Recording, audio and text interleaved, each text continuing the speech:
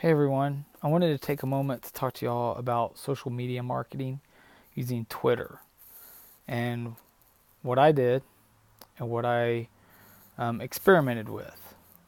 So, I've done a whole lot of reading on um, social media marketing um, using Twitter and things that you should try.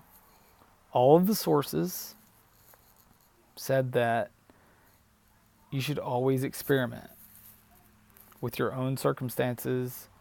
Find out what works best and then elaborate on that using your experiences or the data and the research that you get back from experimenting with it.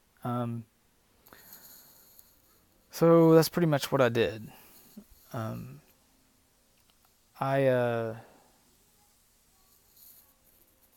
set up using my Twitter account.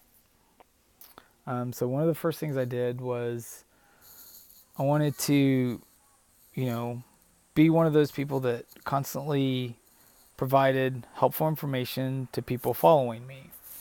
And I think I had about 200 users at the time.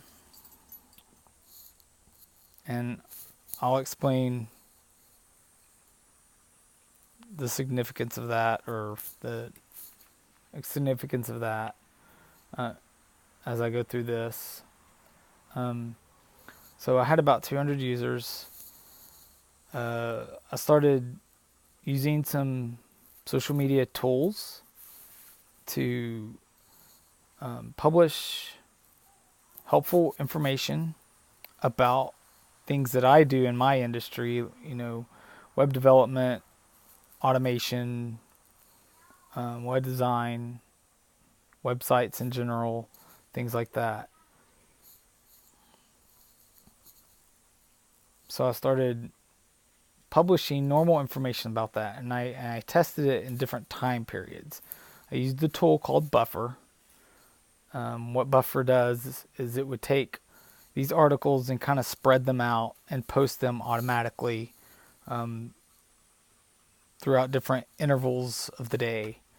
Um, so I tried that, and then I would also mix in some, you know, marketing or some self promotion stuff in there also.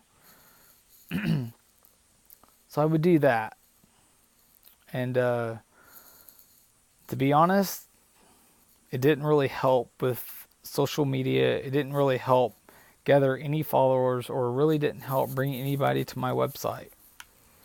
Um, so one of the other things that I added onto that was I used another tool, and I can't remember the name of it off the top of my head.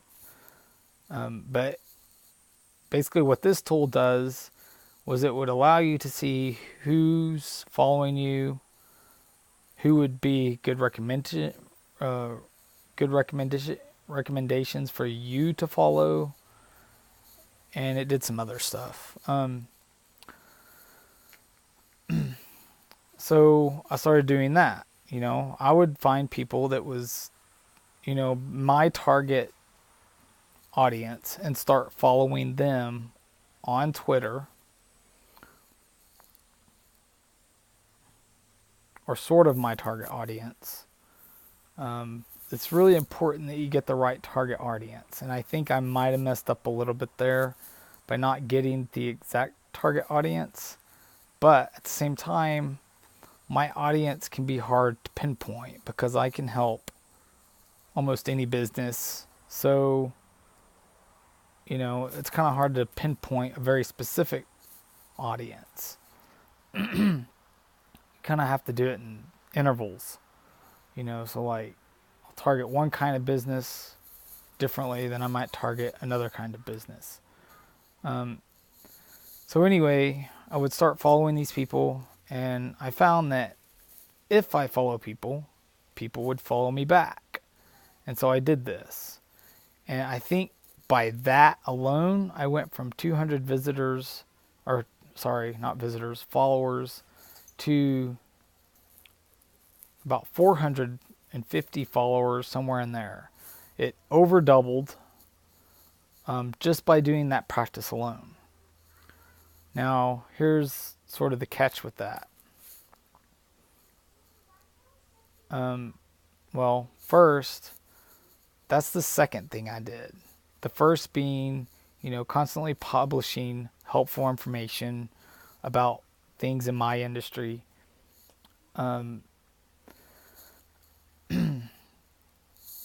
So, here's basically what happened in the end.